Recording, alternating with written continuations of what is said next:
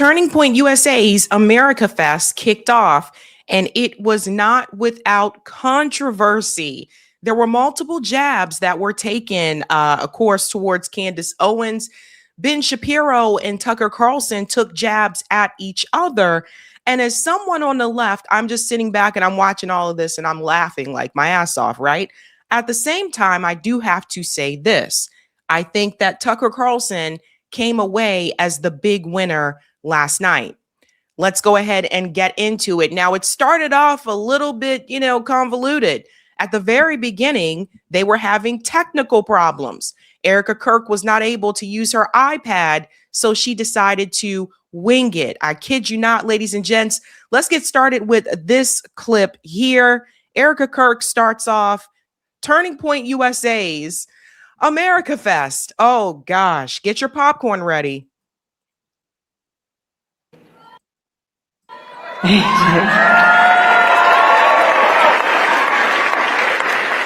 It's really interesting. The enemy has thrown a lot of curveballs at us today and this week and the past 3 months, and one of them is the fact that my entire speech has been wiped because my iPad won't even turn on. So that's a fun technical difficulty that we can figure out. It's interesting. She says the enemy, and for those who are not aware, that's something that, people of Christian faith will say sometimes when things are not going well, but it can also be looked at a different way. Instead of the enemy, it could just be, I don't know, God. Maybe that's God. Look at God work. I don't know. So we're just going to wing it. We're just going to wing it. I was going to share with you stats. I was going to share with you all of the things that we have going on building. So I'm going to just start it off with this. So last year, Charlie, I'll rewind. AmFest is Charlie's Super Bowl. Thank you. These are the stats. I got the stats, no speech. So again, we're going to wing it. So AmFest last year, Charlie reminded me that this was his Super Bowl. And for those of you who are sitting in the back, my husband was very intentional about making sure he was in the back because he wanted to sit in what he considered maybe the worst seat in the arena. And he made it a point to listen to the whole intro video, every speaker video, and he would tell the team, louder, more bass, more noise. He would say, there's a treble and a bass knob. Turn the ones to make it right. So even if you feel like you're in the worst seat in the house, you're not, because Charlie's sitting in one of those. So you're in good company up there. Oh boy. But what's also very interesting is that when Charlie first and the team first came up with, since I don't have a speech, I might as well just walk around. When Charlie first came up with AmFest, he thought to himself, who would not love to celebrate America? So we're going to name it AmFest. And that's what he did.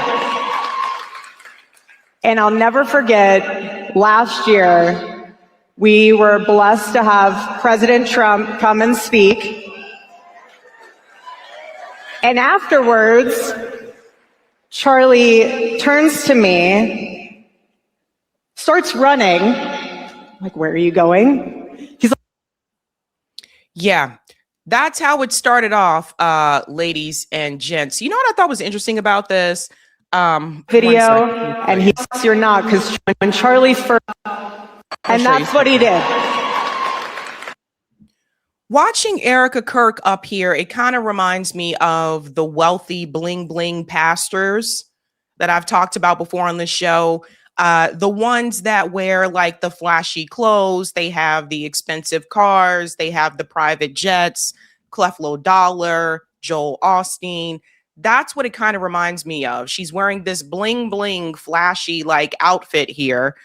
And to me, I just always felt like it's too much, right? Like, I feel like if you're trying to speak to the people, and I'm just looking at it from a class perspective, I wouldn't have worn that. That's just me, right? I wouldn't have even owned that. But that's the class difference there. But I think that I'm looking at this, and I was watching clips from this when I finished the stream last night, and it became very clear to me as someone who is on the left. One thing I will say this about Turning Point USA, the Republican Party, they created a machine to get out the vote. And I don't mean politicians going out there and trying to help other politicians win. That happens on both sides. What I mean is that this entire organization is dedicated to getting out the vote for the Republican Party. Now, on the progressive side of things, there's an organization called Our Revolution, etc. But even they don't take it to this extent where they have something like an AmericaFest, AmFest, where they have like this week-long thing and they're speaking to all these young people. And this is one of the things that I said before about the left. We don't have something like that that really gets out there and gets out the vote. And I would like to see something like this for third parties as well, going to different colleges, speaking to all of these students, and not just going to colleges, but going into the lower income communities where a lot of times those people just do not vote, right? But Turning Point USA does this even when it's not election season. They're constantly out there speaking to people and recruiting people. And when it comes to the Democratic Party, which I do not consider to be the left, but when it comes to the Democratic Party, yeah, you have some politicians like Bernie Sanders, AOC, they'll go out there and try to round up and recruit people for the vote, but they're politicians. The Democratic Party and the progressive left, they do not have an organization that really does this the way that Turning Point USA does. And I really think there is something to say for that. Now, I don't support Turning Point USA as an organization. I think it's a corrupt organization. We've gone through some of the money. We've talked about that. So there shouldn't be another corrupt organization. But I do think there should be something that is done, some type of organization that's out there on the ground all year long with different people that are not politicians, but different people that are out there getting the youth to come out and support these progressive left policies. And that includes third parties as well. And I think a lot of this just comes down to money, and a lot of it comes down to energy and initiative. This is something where I feel like the left really dropped the ball. There should have been something like that in place. And so, of course, the Republican Party was able to pick up on that. So that's how it started off. Not too good. Not too good. And she threw shade towards Candace Owens. And she also went on to endorse JD Vance. Now, I don't think I have the Candace Owens clip, but she said something about we have people from all different countries, and no, Egypt is not one of them. So she took a shot there at Candace Owens, but she also went on here to endorse JD Vance. For both 2026 and 2028, we're investing in states and not just in races. So what I mean by that is we are building the red wall, Arizona, Nevada, New York. For both 2026 and 2028, we're investing in states and not just in races. So what I mean by that is we are building the red wall, Arizona, Nevada, New Hampshire. That's going to be very important to us. We're going to ensure that President Trump has Congress for all 4 years. We are going to get my husband's friend, JD Vance, elected for 48 in the most resounding way possible. So this is what I was talking about. First of all, JD Vance, gross. But this is what I was talking about. Notice how she said we invested in states, not just candidates. So she said we're building a red wall. She named Nevada, Arizona, and New Hampshire. Now, as someone who lives in New England, I don't know about New Hampshire. New Hampshire hasn't been red in a long time, a long time. So I don't know. Good luck with that one. But they are investing in states, not just candidates. This is what I was talking about, how they are actually building. And this is something I think the Democratic Party, they kind of just took this for granted. I think the Democratic Party has just relied on a handful of swing states to secure that win. But Turning Point USA is out here investing in states that, to her point, are going to create this red wall. So don't sleep on Turning Point USA. It's a corrupt organization. There's a lot of mess that's going on there, but don't sleep on them. They are out there trying to make sure they get states in their pocket, not just candidates. I'll see if I can find that Candace one a little bit later. But let's move on to Ben Shapiro. So Ben Shapiro also spoke. Of course, he did so in his Ben Shapiro way. One of the things that he was approached about was the USS Liberty. And you guys have got to hear his response to this. You cited during your speech truth as the most important tenet of American conservatism. Why, therefore, did you call irrelevant the Israeli attack in 1967 on the USS Liberty, which left dozens of American servicemen dead and hundreds wounded?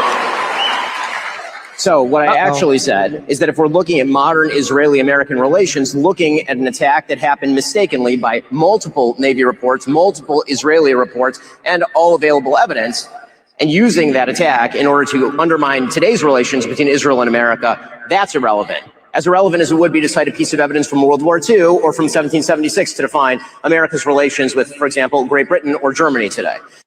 No. No, Ben. You can't do that. You are showing yourself. This is your inconsistency, because you have no problem at looking at things that happened in the past when it comes to the Holocaust. So no. You don't get to play that game now. Now you don't get to say, well, this is irrelevant. USS Liberty doesn't matter. It happened in the past. By the way, it was also an accident. Yeah, of course he's going to say that, right? No. This is what I was saying before about Ben Shapiro and his inconsistency. This whole facts don't care about your feelings. All of a sudden we saw this year with the blowback against Israel that, according to Ben Shapiro, apparently his feelings really do matter. And apparently to him, the facts don't really matter. So you don't get to play that game now. So they are calling Ben Shapiro out on his BS and his inconsistency. Again, this is AmericaFest. Back in the past, from what I understand, all of these speakers were more aligned and more, in sync with each other. But there is that divide because of Israel. There are conservatives that are against what Israel is doing and don't want U.S. money going to Israel.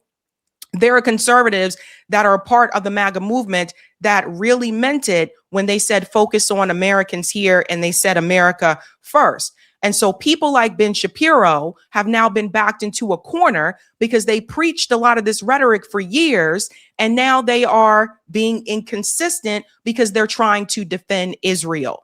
So Ben Shapiro, I think, came out as a big loser for the opening night of AmericaFest. We'll get to the Tucker Carlson part, but you'll see what I mean when we get to that part. That does not mean that the attack wasn't horrible for the Americans involved, that it wasn't bloody and terrible. The Israeli government paid reparations to the people who were killed.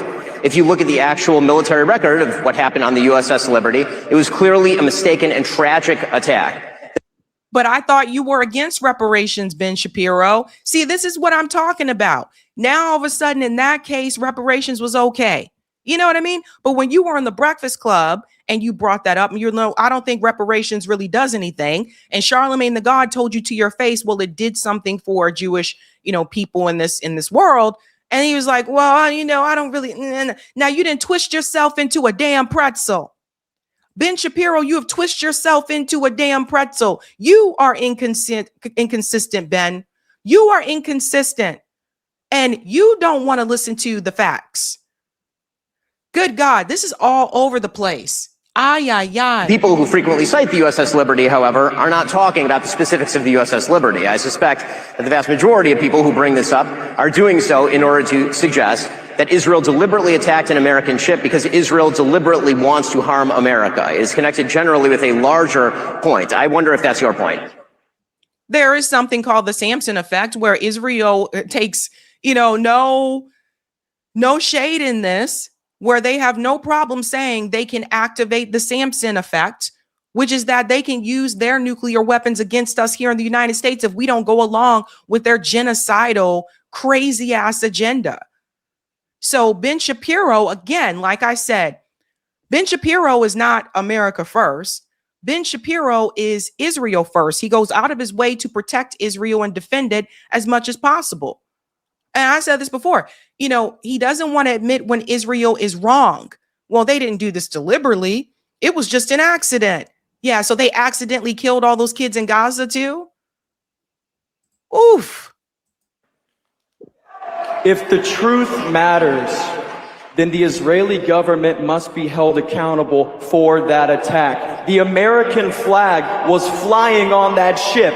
You do not mistake an American ship for a foreign one when our flag is flying. So, I didn't think I'd have to drop the beat this soon, but I think we are going to have to drop the beat because they know what they're talking about. The audience members, they are not stupid, Ben. They are not stupid. I think Ben Shapiro is under pressure. Let's see how you do under pressure. Let's see how you do under pressure. Give him a name to remember. Hey. Let's see how you do under pressure. Let's see how you do under pressure. A moment can live on forever. A moment can live on forever, Ben, and this one will. and we can spend the rest of the time talking about the specifics of the U.S. Liberty attack, or you can actually go look at the naval investigations that were done, multiple naval investigations that were done. The reality is that people were flying Mirage planes for the Israeli military at the time. The USS Liberty was sailing in an area where it had essentially gone off-grid. The Israeli military mistook it for an Egyptian ship. They thought it was shelling Al Arish, which happened not to be true. In the initial How would you mistake an American ship for an Egyptian ship if it's flying an American flag? attack, the American flag was knocked down, and then the attack went on for about 90 minutes. And then as soon, you can hear this, by the way, on the tapes of the Israeli pilots talking to each other, as soon as they realize that it's an American ship, they call off the attack, they speed a ship to try and help the USS Liberty. There have been multiple unfortunate friendly fire incidents between Allied forces, including, for example, in the Gulf War, where U.S. forces were responsible. Now he wants to bring in the Gulf War. So here's the thing. Ben Shapiro is repeating the Zionist narrative.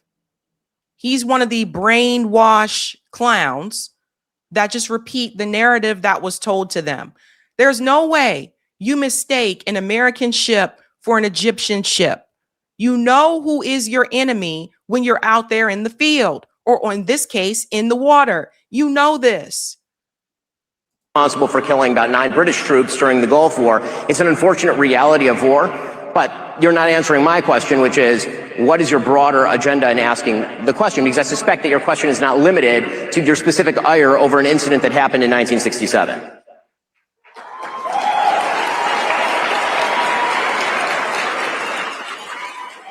I think we should question any foreign country's relationship with our government. That's totally fine, but I'm just wondering why you serve American interests. Again, I'm perfectly fine with questioning any country's relationship with the United States. But no, you're not. Again, I'm wondering what your motivation is in bringing up a 6-decade-old attack as though it is the #1 issue in assessing the relationship between Israel and the United States. The same reason why you bring up things in the past, the same reason why you bring up, the Holocaust, Ben. And this is not to say that you can't bring that up, but you can't have it both ways. You can't say, well, I can bring up this event from the past, but you can't bring up that event from the past. Today. Well, many problems persist to this day, but it's interesting that you say 6-decade-old incident when there are many people in this audience who were alive for that attack. As if this is something that's irrelevant. Well, that doesn't no, it's just not particularly relevant to assessing the relationship between the United States and Israel today, in the same way that in 1967, there are a wide variety of countries with which the United States had different relations. Okay, it's clear you're not going to actually answer the question, so I'm happy to move to this one. Uh-oh. So he got triggered. Ben is triggered there. Yeah, I think it is perfectly okay to ask that question. And in regards to the relationship that the United States has with Israel, I think that is okay to ask that question. So Ben Shapiro was in the hot seat there. He then went on to go after Tucker Carlson, of all people. Here we go. So if Candace Owens decides to spend every day since the murder of Charlie Kirk, Candace Owens first, sorry. casting aspersions at TPUSA and the people who work here, who worked with Charlie every single day, his best friends, to cast aspersions at Mikey McCoy and Andrew Colvin and Blake Neff and Tyler Boyer, and yes, at Erica Kirk, and to imply or outright claim complicity in a cover-up over Charlie's murder, to spew absolutely baseless trash implicating everyone from French intelligence to Mossad to members of TPUSA in Charlie's murder or a cover-up in that murder, then we, as people with a microphone, have a moral obligation to call that out by name.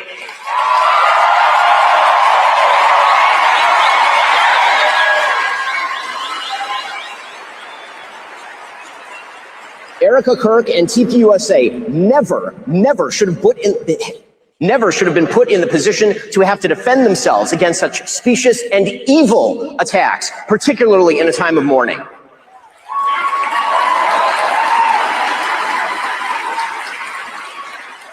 And the people who refuse to condemn Candace's truly vicious attacks, and some of them are speaking here, are guilty of cowardice.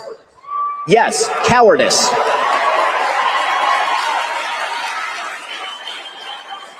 The fact that they have said nothing while Candace has been vomiting all sorts of hideous and conspiratorial nonsense into the public square for years is just as cowardly.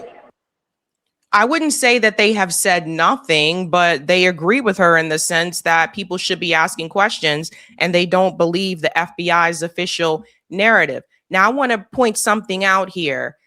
Ben Shapiro could have used this opportunity to create some type of unity within the MAGA movement, but he decided to use that opportunity to bring up Candace Owens and to attack her.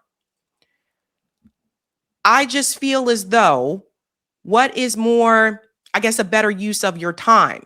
Do you use that opportunity of this festival to bring people together, or do you use that opportunity to attack Candace Owens and continue to divide people within your so-called movement? Candace Owens was not at AmericaFest. I don't think it's fair to go after her, knowing she was a part of TPUSA, but she's not anymore and she wasn't there to defend herself. I will say that. I don't think that's fair. Best thing that could have happened is Ben Shapiro could have decided not to bring her up at all. So who's being divisive now? Because he's the one that decided to bring it up. Something to think about. Something to think about. Ben is pissed because the donors are pissed. That's what a lot of this goes back to. The donors aren't happy that there is this divide. And by the way, Candace Owens is not to blame for that divide within the MAGA movement. Israel is to blame for that. People didn't have to listen to Candace Owens on her podcast for them to say, okay, I don't like what Israel is doing. People could make that decision just by seeing the videos online, which many people did. They made that decision because of the horrific videos that they saw of children being mutilated in Gaza. To sit there and to blame that all on one podcaster is ridiculous. But Ben has to blame someone other than Israel for their crimes. He goes on to attack Tucker Carlson. So, for example, if you host a Hitler apologist, Nazi-loving, anti-American piece of refuse like Nick Fuentes,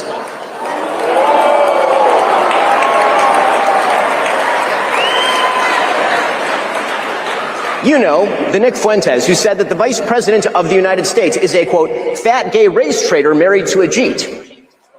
The person who said that Charlie Kirk was a, quote, retarded idiot. The person who said, and pardon my language here, it's his quote, that he, quote, took Turning Point USA and fucked it, and that's why it's filled with groypers. If you have that person on your show and you proceed to glaze him, you ought to own it. Well, you know what, Ben? You know what you need to own? Of course, he's talking about Nick Fuentes and Tucker Carlson. You know what, Ben? You need to own things too. Because for years, you sat right there while people in your movement made similar comments about other people. They didn't make those comments about Jewish people. They made those comments about Black people. And you sat right there. So I think it's interesting that he wants to put all of this on Nick Fuentes. And I have my opinions about Nick Fuentes. But the reality is, had it not been for you, people like you and others allowing that type of rhetoric within your movement in the first damn place, because you have said these similar things about LGBTQ people, similar things about the Black community. So had that not existed in the first place, you wouldn't have had a Nick Fuentes with that type of platform.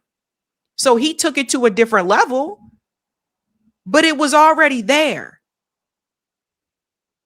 So I don't know what this was supposed to be. This whole event, AmericaFest, was it supposed to be this opportunity to get everybody in their movement together, to motivate them, to energize them, to get out the vote? Or was it supposed to be just a trash talking convention? Was it supposed to be just let's attack people that actually support America first? What was the point of all of this? Very weird.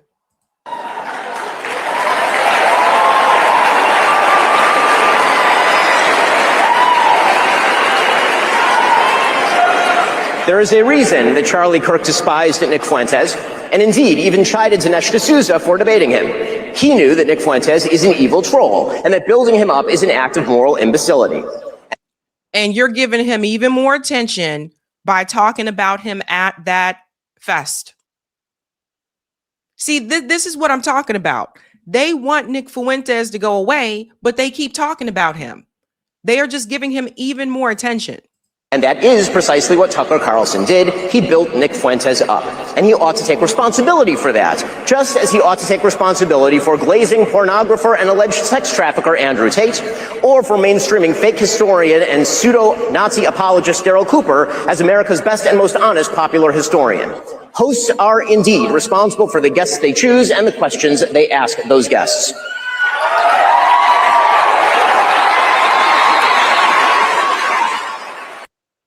Actually, Ben, it wasn't Tucker Carlson that built up Nick Fuentes. You were the one who built up Nick Fuentes.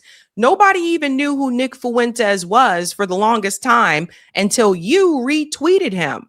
And when we go back through the history, apparently Ben Shapiro was interested in taking Nick Fuentes on and making him a part of, his club. And so you have to take responsibility too. It's just so interesting to me how people don't want to go through all of the details here, or Ben just all of a sudden seemed to have forgotten. You were the one that made Nick Fuentes popular by retweeting him. You were the one that gave him a bigger following.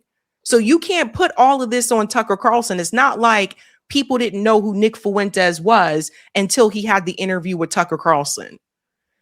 And speaking of Tucker Carlson, have we gotten to that part yet? No, one more from Ben. I'm sorry. He was a big loser of this. He goes on to defend Jeffrey Epstein. They're seeding distrust in the world around you, and they are enervating you in the process.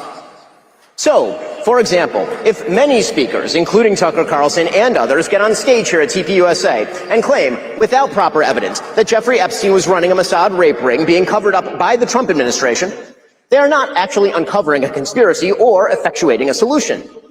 They are claiming a special provenance to information they won't let you see, which builds their power and leaves you with none.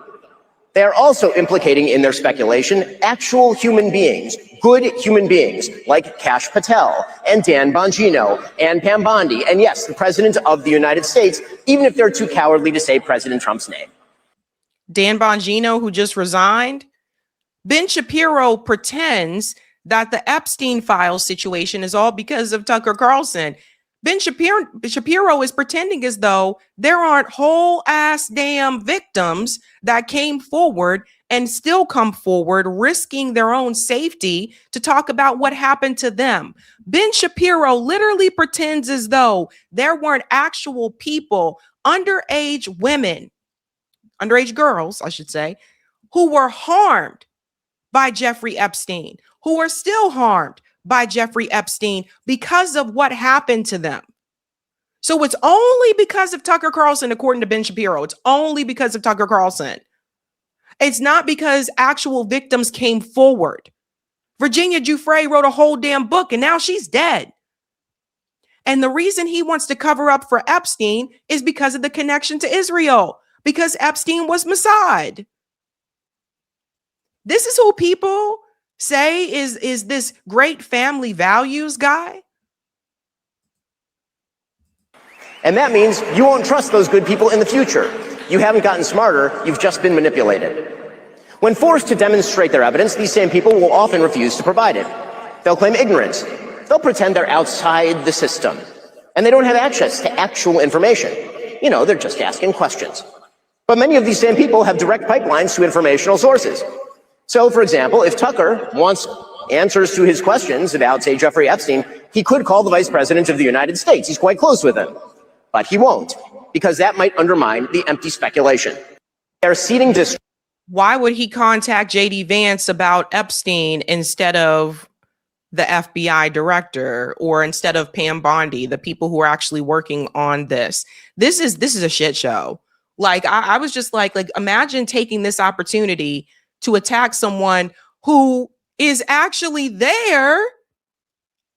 So Tucker Carlson did clap back at Ben Shapiro. This is epic. To question your motives, actually. Why can't you answer the question? Why can't you answer that question? Why do you have to imply that some college kid is like some kind of Hitlerite or something because he's asking about an event? Like, what? By the way, it is okay to ask questions. And I thought that was like the whole reason we were against the left. They're not going to force you to get up there and make ritual denunciations because this isn't my religion, it's politics.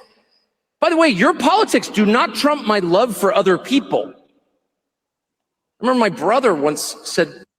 Let me pause here. I will add this. The true left, Tucker, is pro-free speech. The true left is not for censorship. I'm not for censorship. So just FYI. I think he's talking about the Democratic Party, which is not actually left. But quick jab there towards Ben Shapiro, which I say is well-deserved. Ben Shapiro, you came in hot, man. You came in hot like, I'm going to go after Tucker and I'm going to go after Candace. I'm going to go after Nick Fuentes and instead of using that opportunity to unite people. It's really strange, really weird, waste of time. Tucker Carlson went on to say quite a bit more.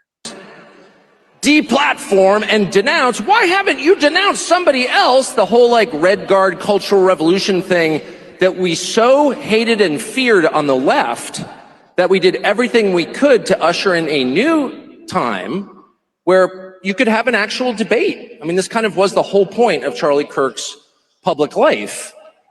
And I think that he died for it. I really believe that. And I know a lot about it because the last several months of Charlie's life were devoted in part to arguing about this event, in fact, this speech, in fact, my speech here, which he asked me to do earlier this year, this summer, and was immediately put under just immense pressure from people who give money to Turning Point, I would assume good people, but who wanted him to take me off the roster. And this has all become public, and the whole thing is so sad that I never talk about it, except to say Charlie stood firm in his often stated and deeply held belief that people should be able to debate, and that if you have something valid to say, if you're telling the truth, you ought to be able to explain it calmly and in detail to people who don't agree with you, and that you shouldn't immediately resort to shut up racist. You shouldn't immediately go to motive.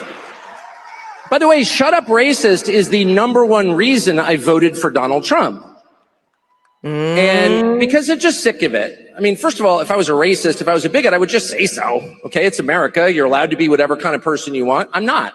I'm sincerely opposed, have always been, and will always be. But the style of debate where you prevent the other side from talking or being heard because you immediately go to motive. Well, I wonder why you're asking that question. I wonder why. Why are you asking that question? I detect in the question a certain evil in your soul. And everyone listening should know that listening to you implicates them. And that they someday may be asked to denounce you. And that friendship is not a reason to defend someone. Love is no defense. I kind of thought we'd reached the end of that. And as far as I'm concerned, we have. And I'm not going to play by those rules. I'm not going to engage in that. If someone doesn't like what I think, fine with me, as long as I get to express it. That's my. So, not a good look, guys. Not a good look. So the thing is, again, like Tucker Carlson supports free speech. That's an area where I do agree with him, is the free speech there. But to his point, you know, yeah, it's like he said that one of the reasons he supported Trump was because he didn't want the left telling him, you can't say this, you can't say that. But here's the crazy part about all that. Now he has members of his own party telling him that he can't say this and he can't say that. So I think what Tucker Carlson has discovered is that censorship is bipartisan, just on different issues. Yeah, it's all fun and games when you're going along with the club, but the moment that you decide to do something differently, then they come after you the same way they came after the left. And that's what you see happening. Ben Shapiro was coming after Tucker Carlson the same way that he came after the left. Listen to this question about AIPAC that comes from the audience to Tucker Carlson. Check this out.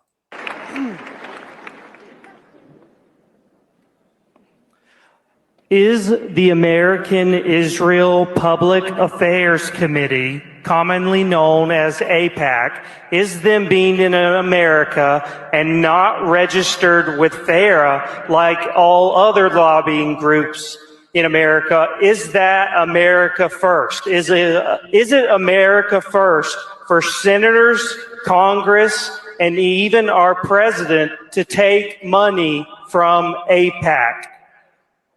Is it America first to take money from a foreign lobby so you'll send taxpayer dollars to that country? You know, even the question kind of answers itself. Obviously. Yeah, that's the point that I was going to make, that if you have to ask that question, you already have your answer. It isn't. And that's not an attack on Israel. It's certainly not anti-Semitism, despite the efforts of many to claim that it is. It's just an obvious statement. And the fact that people are attacked for asking the question, this is something that I talked to Charlie a lot about in his final months, because he was being attacked as an anti-Semite for asking that question. And we've memory hold that, but I was there, so I saw it. That's not the right way. Don't attack people's motives. And I have a lot to attack people's motives. I'm trying to remind myself, don't do that. Respond to what they're saying. Right? And so, no, of course it's not. And it's totally fine to ask about why a foreign government tried to sink one of our ships in 1967. That doesn't make you an anti-Semite. Sorry. Those are Americans who died. That was a dig there at Ben Shapiro. So you hear that, Ben? You hear that? Yes, you can ask these questions. And by the way, yeah, whatever. Anyway, but the point is, no, of course not. And that's why they won't have the conversation. And my point is, you know, I'm 56. My kids are grown. I'm just not afraid of you at all. I don't hate you or anyone else. I love this country. I'm going to be here till I die. I have an absolute God-given right to ask these questions. And I'm going to keep doing that. Period. And you can shoot me or put me in jail, but the questions won't go away. So no, of course it's not. And that's why they respond with like rage and shame, because you caught them doing something they can't defend. Duh. There it is. They can't defend what they've been doing. There it is. I can't believe Tucker Carlson said period. That's usually my thing. Period. All right, let's go on to the next one here, where he really goes after the ministers that are spewing this nonsense that basically it's okay what's happening to the Palestinian people. But there are people, particularly Christian ministers, I have noticed, who are preaching a political message and pretending that it's the gospel. So let me just say, and I think my theology is right, I'm hardly a theologian, God is not on any country's side. Certain countries can decide to be on God's side. Don't say that. Don't say that. The evangelicals are going to get mad. Trump is going to freak out. But yes, I'm glad that someone on the right is saying that. We've been saying that on the left as well. God didn't just wake up and say, okay, I am going to honor and support and value the United States over any other country or Israel over any other. No. A lot of times I think Americans, evangelicals, they get this incredibly wrong. I know myself, having grown up in the church, a lot of times the rhetoric that was preached was that, we're the best country, we're the this, and God looks out for us, and those Muslims over there, they're not living right. They're not living right. That's what Pastor Chavis used to say. Many other churches that I attended. And it's easy to believe that until you get out of that. And anytime someone is telling you that you can't talk to someone else, question that. And when I was growing up in the church, that was the message. Don't talk to people outside the church. Don't hang out with people that don't believe what you don't believe. And I used to think to myself, what are they afraid of? And then I realized what they were afraid of is they were afraid of me hearing a different opinion. They were afraid of me hearing that what I was taught in the church is not the same thing on a greater scale, on a global scale. They were afraid of us getting a different message. So he's coming after the ministers, and this is a big one. And that is true for people too. Okay? God doesn't have a partisan affiliation. He doesn't have a nationality. And if someone is telling you otherwise, that is just not true. It is not true. And I would also call your attention to the very obvious prohibitions in the New Testament against killing the innocent. We are not, as Christians, allowed to kill the innocent, period. We are not. And you see elaborate arguments on behalf of doing so or ignoring it. Oh, that always happens in war. Well, you're right. One of the reasons I'm not that into wars. But when it does happen, unavoidably, we have to say that's wrong. We have to say that. We have to acknowledge that was wrong. And I'm sorry for the extent to which I participated in it. Forgive me. Because this is big. This is something that was taught to me in the church as well when I was growing up, which was that, yes, there are going to be civilian casualties, but I can't believe I have to say this, but the message is that it's about what's for the greater good, or there's going to be civilian casualties, but at the end of the day, it's necessary to get to the goal. And I used to believe that. You guys, I've had quite a journey in my life. I didn't always feel this way. I wasn't always anti-war. And as time went by, I started to see, I'm like, no, this does not make any sense. No, it doesn't. And if you believe today, I don't think that God would say this is okay for these kids to be killed. I don't think that. I don't believe it. I don't believe that God would say all these Palestinian kids need to die so that Israel can expand. No, I don't believe that. And I look back on it and I'm like, why did we believe that? Why did we think that was okay? So Tucker is apologizing for that here. Let's continue. Killing people who committed no crime is immoral. It will always be immoral. And people who do it will be punished for it. And nations that endorse it will be punished for it. That's a fact. And you are seeing now a very intense effort to convince you otherwise. Oh, it's fine. They deserved it. Really, did their children deserve it? Yep. If a man commits a crime, do we kill his kids? I don't care if it's in Minneapolis or Gaza City. No, we don't. Yes, yes, yes. I'm so glad this is coming from someone on the right. That needed to be said. And if we do accidentally, we say, I am so sorry that we murdered someone who did nothing wrong, because it is murder. And to see Christian pastors make excuses for that is one of the most, and that's not a partisan question. That is not a political question. That is the only question that matters. Do we have the right to murder people? And the resounding answer that Christianity provides us is no. I don't get into the whole debate, I didn't even know the terms, dispensationalist, or whatever, replacement. I'm an Episcopalian, okay? I don't enter these debates, or was. My theology is super simple. I like the Beatitudes. Read them yesterday. I actually think, was it Michael reading them, some of them here? I think any honest person would say it's the essence of the Christian faith. And killing tens of thousands of children and then making excuses for it on behalf of a foreign government is not in there. It's antithetical to that. Sorry. It doesn't make me a hater. It makes me the opponent of hate. Oh boy. Oh boy. TPUSA, you got a problem, girl. You got a problem. But that needed to be said. It needed to be said by someone on the right. People need to hear that. Wake up, guys.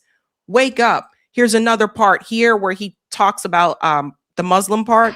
Most people agree with that.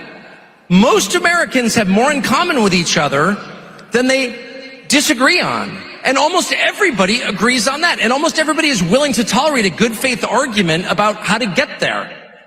Except a few. And they're the ones running around calling everyone an anti-Semite. But everyone else is like, yeah, of course, that should be the debate. And they'll vote for you. They want that because they know they haven't had that. That's the fact. And what you're watching now, attacking millions of Americans because they're Muslims, it's disgusting. And I'm a Christian. I'm not a Muslim. I know there's a lot of effort to claim I'm a secret jihadi. I'm not. You should not attack people on those grounds. And you're seeing it from Republicans. What the hell are you doing? What you're doing is trying to divide the country. And I've lived through 50 years of this crap. All these fake race wars that they're always promoting. Oh, go hate each other while we loot the treasury. That's exactly what's going on. And most people are totally sick of that. So yes, there is a possibility for a huge coalition of decent people once they free their minds from the traps set for them by others and realize, wait a second, we all want to make this country better. And the 15% or 30% who don't, okay. Good luck in Maryland or wherever you wind up. But the rest of us would like to fix it. This is very telling. Tucker Carlson has come a long way. Tucker Carlson's come a long way. Now, I still don't agree with him on everything, but this needs to be said. They constantly want us to fight each other, whether it's red versus blue, whether it's black versus white. And to his point about looting the treasury, the reality is the billionaires get richer and richer, regardless of who we're fighting. These fights that we have against each other, it doesn't decrease the homelessness population. It doesn't increase your generational wealth. It doesn't help younger people be able to put a down payment on a home. It doesn't solve the healthcare crisis in this country. Billionaires continue to get richer and richer. Ben Shapiro opened up that floodgate. He started it. And I think Tucker Carlson came away as the winner at that event last night. Shouldn't even have had to come to that, though. That's the thing. Like, it didn't have to go into divisiveness or whatever, but Ben Shapiro took it there because he's a troll. So this says a lot, folks. I don't know what else to say to you, but this really does say a lot. And I am happy to hear people say this on the right. Like, yeah, people say it on the left, but I think people need to hear it from those on the right as well. So someone like Tucker Carlson, who has a major platform, everybody knows who Tucker Carlson is. It is especially important that people hear it from someone like him. So I'm glad that he was able to be on that stage, because I'm sick of this too. Like Tucker Carlson says, he's like, I'm sick of this. I'm sick of it too. I'm sick of the red blue game. I'm sick of the, they're like, it's white people this, is black people that. I get sick of it too. Now, don't get me wrong. There are differences. We acknowledge that on the show. There are differences and there are harms that have been done. And I do believe there needs to be forms of repair. I still support that. But as long as people are pointing fingers at it's those immigrants at the border, it's the black guy in the hood, it's the white guy in the trailer park, it's the Republican down the street, it's the Democrat down the street, people are missing the big picture. And honestly, the elites want it that way. They want it that way. If there was ever a time where I feel like there could be some type of coalition against the elites, against the establishment, which I consider Israel to be a part of, now is that time. AmericaFest. Interesting start. Interesting start. Hey guys, this was a Sabby clip. If you like what you saw, hit that like button and subscribe.